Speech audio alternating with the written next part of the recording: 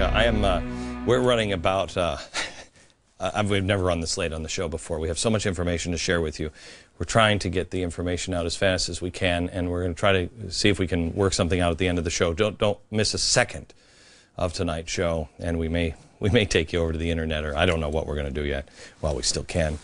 But we have an awful lot to share with you. We're talking about WikiLeaks, but the larger issue, and that is revolution. If you missed the first half of the show, please go back and watch the first half of the show. You're being presented with a false choice. Number one, WikiLeaks. Keep the leaks coming, and you get, what did he say? Chaos for good. Okay, so you can't keep it coming. But the other option is shut it down, shut it down, shut them down, shut them down, round them up, put them in jail. Some of the people who are calling to shut down Assange and WikiLeaks, first and foremost, Eric Holder. This one is unbelievable to me. United States Justice Department launched an investigation immediately, one day after WikiLeaks began releasing its latest batch of documents, not during the summer, but this batch. Here's the guy that said this about Americans. Though this nation has proudly thought of itself as an ethnic melting pot, in things racial, we have always been, and we, I believe, continue to be, in too many ways, essentially a nation of cowards. Nation of cowards. Eric Holder, a guy who won't prosecute a slam dunk voter intimidation case. The most bravery he's been able to muster is shutting down illegal Prada sites. But he leaps into action on WikiLeaks.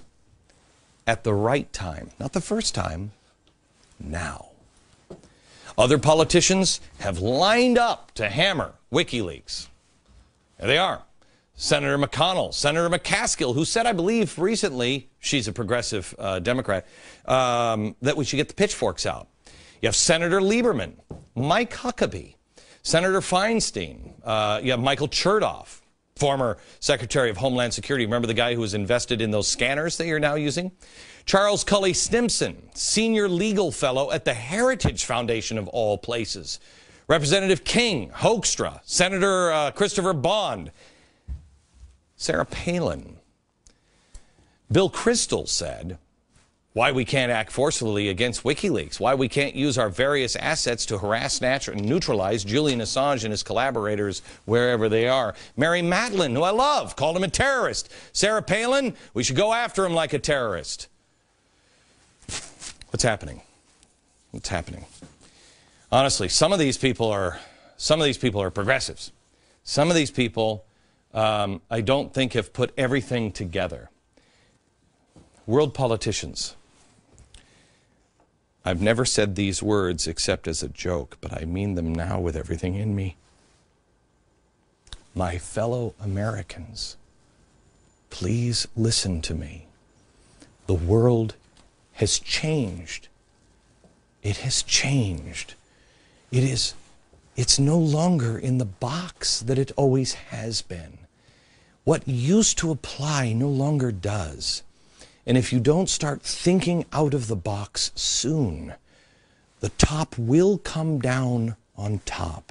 You must think out of the box. You cannot look at today's problems and try to understand them or solve them in the ways we always have. You must understand you are in a revolution, a global revolution, whether you like it or not.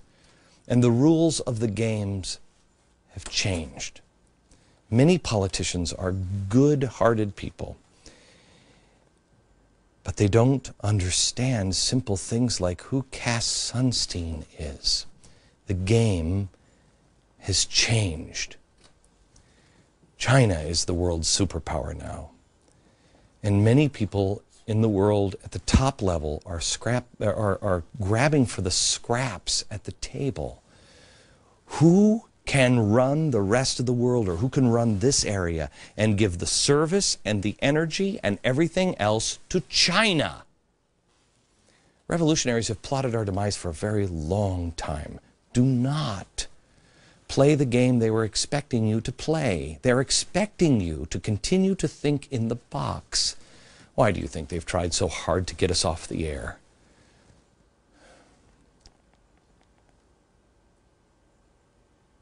Someday I hope to be able to tell you all that I have experienced.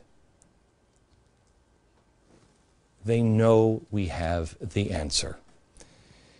They know. And here it is. You must not move as they expect you to move. They are playing three-dimensional chess. They are expecting. Do you remember what they kept saying about from the day he got in? I think it was Claire McCaskill in Missouri that had Homeland Security in Missouri say the Tea Party people are violent.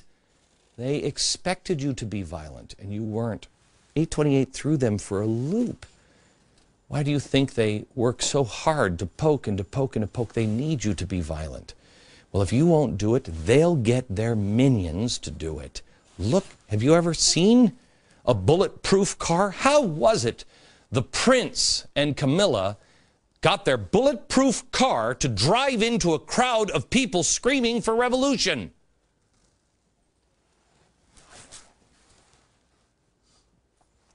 It's a trap. WikiLeaks is just such an easy one to point out. They've set a trap for you. Option number one, the leaks continue. Chaos, we cannot do business. Option number two, people cry out to shut down WikiLeaks, and they do by shutting down the internet and our communication with one another. It is bottom up, top down. Bottom up must rise up and turn us inside out, and the top will come down. You lose either way. Look, I don't know where you are in the stage of grief, but you must get to acceptance quickly. Life is going to change in America. As we know America, it is over. It's only a matter of time before it all plays out. But that doesn't mean it has to be worse, that it has to be about oppression. Okay, so we don't have the stuff we have. Is the stuff you have really making your life any better? It's not about the stuff. Remember what we learned on 9/11. It's not about the stuff, damn it. It's about the people, and it's about our families, and it's about freedom. You must think out of the box. They feed on fear and violence. There's one thing I will never do, and that's called progressive stupid. Their ideas on how to run government and enslave people are stupid, but they are not. The trap that has been created here. We lose either way. They think, unless you do the most dangerous thing, the one thing they're not expecting you to do. Back in a minute.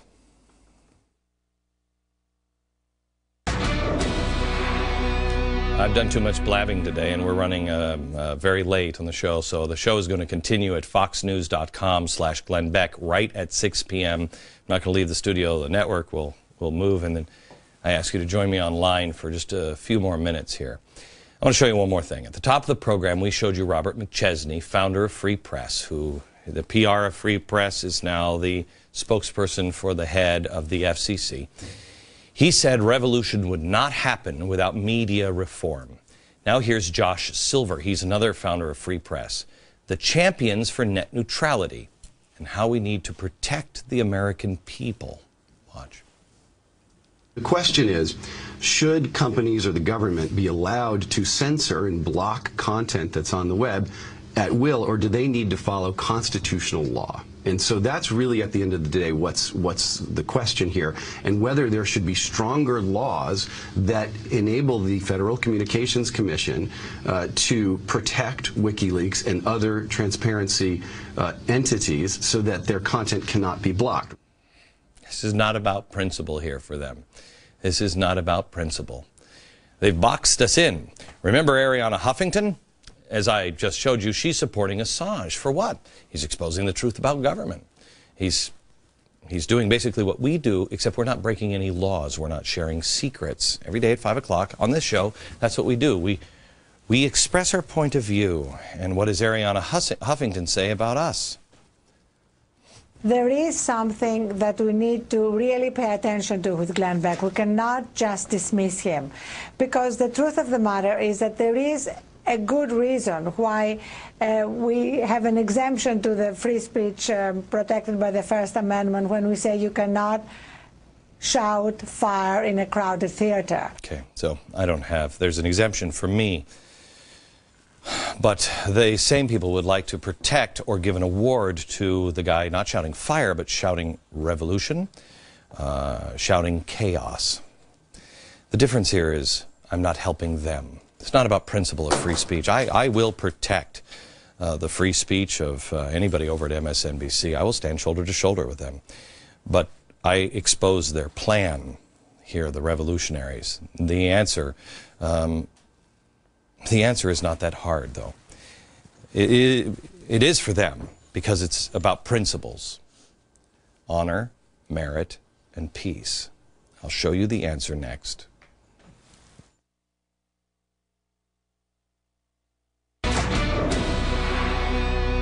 You know, if you ever feel like, oh gosh, there's no hole or anything, I want you to really understand the story of the American Revolution. They were so certain in the British House of Lords that the Earl of Sandwich got up and talked about the American revolutionaries. And many of them did this. I'm going to give you just this real quick quote. He said, I wish instead of 40 or 50,000 of these brave fellows, they would produce in the field at least 200,000. The more the better. The easier would be the conquest. Believe me, my lords, the very sound of the cannon will carry them off as fast as their feet could carry them.